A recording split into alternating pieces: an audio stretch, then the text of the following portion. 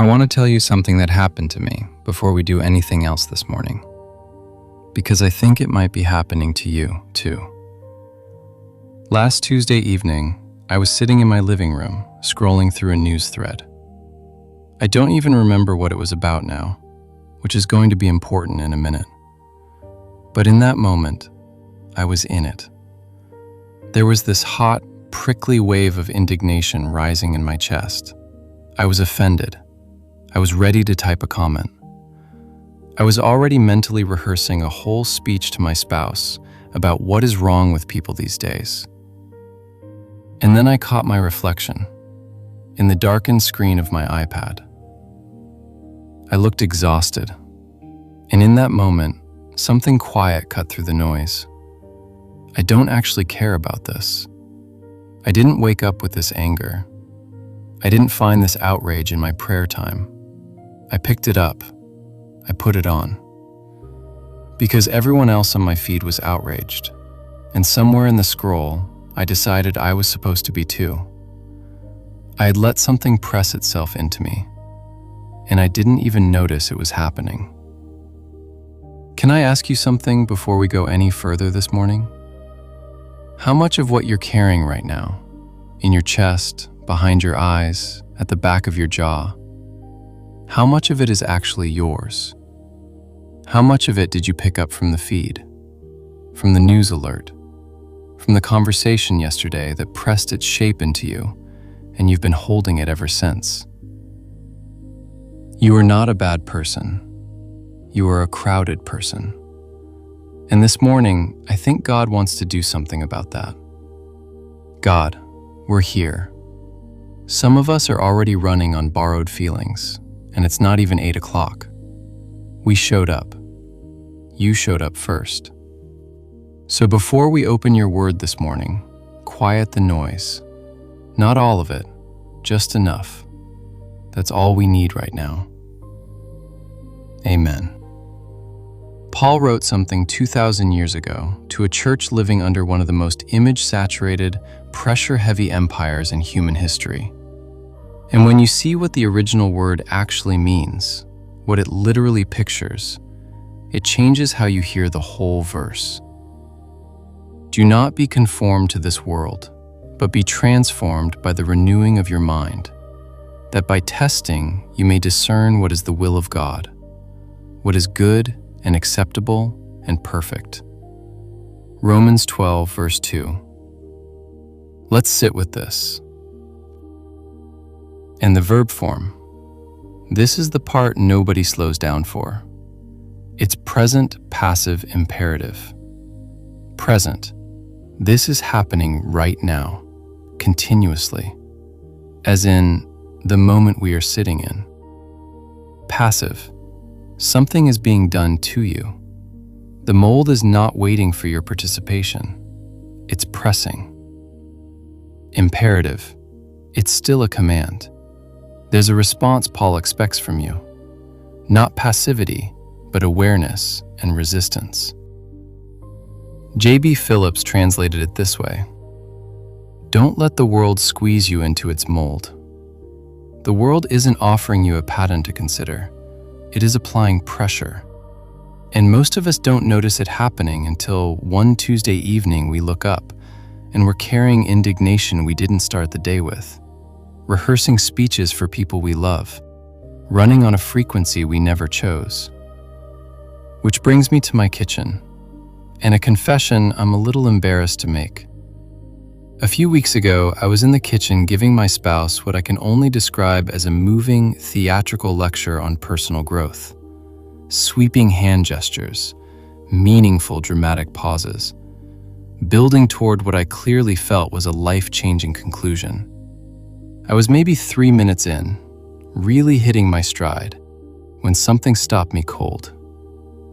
I sounded exactly like Oprah Winfrey doing a 1994 life class. Complete with the vocal inflection. Complete with the moment where you look into the middle distance like you just received a download from a higher plane. Complete with the gravitas. My spouse's face was a gift. Not a mean gift, a mirror. the kind that shows you something true before you've had time to prepare a response. And here's the thing about that moment. It was funny in the kitchen, but it got quieter when I sat with it later, because it wasn't just Oprah. I started taking inventory. The outrage voice from the news cycle, that's not mine. I borrowed it from a comment section. The comparison voice that runs on a loop when I scroll too long, borrowed from a highlight reel. The self-critical voice that sounds like someone specific from my 20s who had a lot of opinions about how I was living my life. Still borrowing that one, apparently, 30 years later. I am a collection of borrowed voices, and somewhere under all of that, when was the last time I actually heard my own? That's the question Paul is circling, and the word he uses for the other side of it, for what God is actually after. It stopped. That word, conformed. In Greek, it's Syschēmatizesthe, and the English translation, good as it is, almost flattens it beyond recognition. The root is schema, the outward shape or form of something, like a mold, a press, a die that impresses its pattern into whatever is soft enough to receive it. That me completely. Metamorphousthe. You know the root, metamorphosis, the butterfly word. But look at the verb form. Present passive imperative. Again, you are being transformed, ongoing. And here's the thing that is either the most terrifying or the most freeing sentence in this verse, depending on where you are this morning. You are not the agent of it. You cannot butterfly yourself. The caterpillar does not manage its own metamorphosis. It surrenders to a process it cannot see or control, inside a darkness it did not choose. And what emerges on the other side is not a better caterpillar. It's a different order of creature entirely. Paul's command is not to transform. It's to stop conforming and let God do what only God can do. And that word for renewing, Kainos, the root is Kainos, not neos, which means new in time, like a car that just came off the lot. Kainos means new in kind, new in quality, a different order of thing entirely. It's the word Revelation uses. I am making all things new. Not all things recent, all things different in quality than they were before. God is not offering you a better set of borrowed voices. He's after something He put in you before the world had a chance to press its shape into you. I didn't fully understand what beholding meant until I caught myself doing something in my hallway that I'd like to tell you is spiritual, but it wasn't. Nothing was happening. No music, no podcast, total silence. I was walking from one room to another, and I caught myself singing from a commercial that I had heard once, 3 days ago. I stood there for a second, and it felt like God tapping me on the shoulder with a slightly amused expression, pointing out the obvious.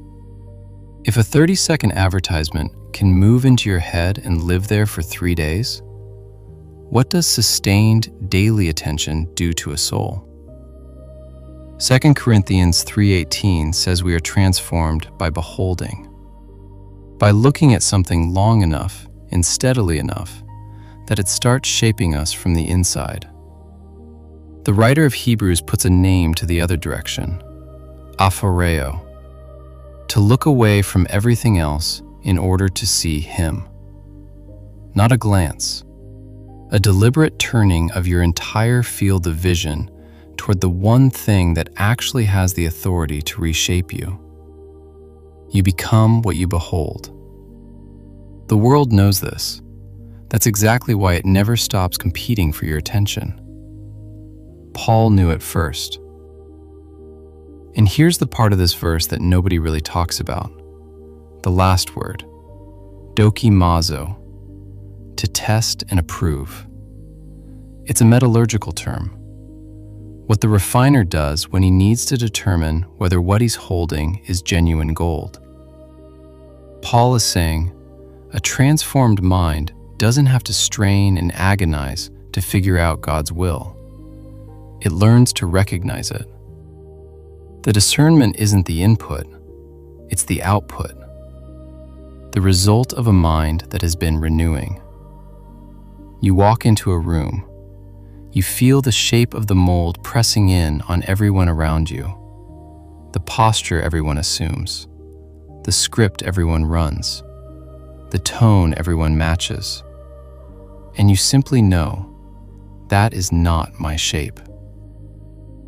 But here's where this gets personal, because that knowing, that discernment, it doesn't just live in the mind. Paul knew it. The potter knows it. It lives in the body. And I want to say something to you right now that I don't think you've heard lately. Bring your attention to your face for just a moment. Not your phone screen, not this page, your face, your forehead. Are there lines there that weren't there 5 years ago? Your jaw, is it holding a shape right now? Braced for a response? A conversation you've been half rehearsing since last night? A confrontation that hasn't happened yet? Some of you have lines at the corners of your mouth, what doctors would call the depressor anguli oris, the muscle that grief trains downward over the years. Not from vanity, not from age, from feeling things, real things, things that cost you something. Hard seasons, pressed into the clay of your face so quietly you stopped noticing they were there. I want to say something about those lines. They're not damaged. They're not something God looks at and reaches for a solution. They're the mold of a life that felt things. God sees those lines, and He is not looking at your face the way the world does, with a product to sell, a problem to solve, a version of you that would be more acceptable if only you could fix that. He is looking the way a potter looks at clay that has been through something, with the calm, unhurried attention of someone who knows exactly what his hands can do with this, with the certainty of someone who has never once looked at a piece of clay and decided it wasn't worth the work. Isaiah said it plainly, "Yet you, Lord, are our Father. We are the clay, you are the potter. We are all the work of your hand." Not the mold's work, the potter's work. There is a difference, and it matters more than you know. The world has been pressing. The news cycle has been pressing. The comparison has been pressing. The borrowed voices have been pressing. For years, some of you. For decades. The world has been pressing. God has been waiting. Take one breath. Breathe in what God placed in you before the world got to it. Breathe out what was never meant to be your shape. Then come with me. As I pray through this, let a face come to mind. Not a concept, not a category of people, a face. Someone you love, someone who is hard to love, someone you'll see today. Keep that face right there. Father. We come to you as what we are, clay, not finished, not failed, just clay. Very aware this morning of how many hands have been at us. The news, the noise, the voices we didn't invite but let in anyway. The shapes we'd been carrying so long we forgot they weren't ours. But you were first. Before the world had a single opinion about us, you were already at work. Isaiah said it. You are the potter. We are the work of your hand. Whatever has been pressed into us this week, that is still true. God, we want to give something back. The indignation we picked up from a screen, it's yours. We give it back. The comparison that's been running since the last time we scrolled too long, we don't know whose it is, but it's not ours. We give it back. The version of ourselves we've been performing, the one that sounds like someone we admire, or someone we're afraid of, or someone who had opinions about us once, we release that too. We give it back. And right now, in this moment of surrender, where is your jaw? Just notice it. Is it braced for something? Holding a shape it doesn't need to hold for God? Whatever that is, you can let it go. Because what you're about to hand to God doesn't need to be carried up there anymore. Now, that face. God, I pray for the person this listener is holding right now. They are walking into the same world today, the same rooms, the same pressure, the boardroom that rewards whoever performs the loudest, the kitchen table where old patterns run because nobody chose them, but everybody inherited them, the school hallway where comparison is the currency and nobody escapes it unchanged. Give them the dokimazo, the refined discernment to feel the shape of the mold the moment they walk into the room. And give them the quiet, unshakable freedom to simply not fit it. Not because they're better, because they know whose hands have been on them. And God, we're not praying from above these people. We are among them. We have been in the mold too. We have run the borrowed script. We have been the voice that pressed instead of the hands that held. So guard our mouths today. Guard the first thing we say when the pressure comes, when someone disappoints us, when the room turns, when the old pattern surfaces and the borrowed voice is right there ready to go. What does the real me sound like, God? Remind us today. In the ordinary moments, in the silence of the hallway, let us catch ourselves in the original and recognize it. We declare this over today. We are being transformed. Not we will be someday, not we should be. We are, right now, in this season, in this chapter that doesn't feel like it qualifies. We are being transformed by the renewing of our minds. The Kainos work, the new and kind work, the potter's work. So go into the meeting, into the school, into the conversation you've been dreading.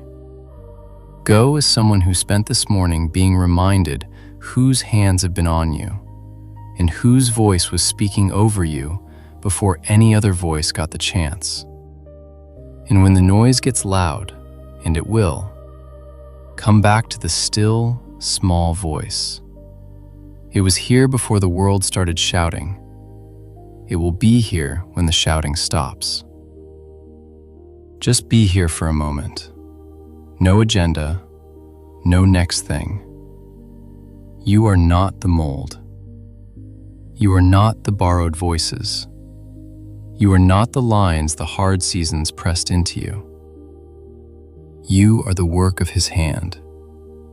Amen. One thing to carry today. Say it out loud if you can, even just a whisper.